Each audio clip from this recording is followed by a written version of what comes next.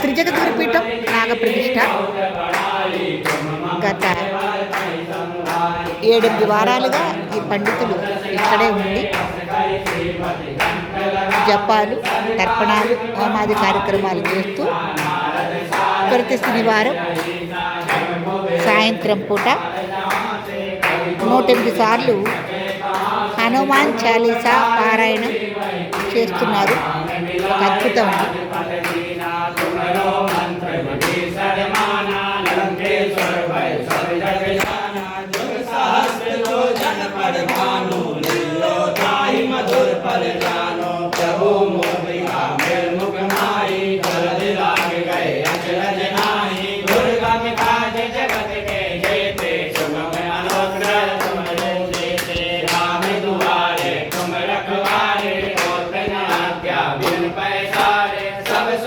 ఏకాదశి వీరాంజనేయ స్వామి గారు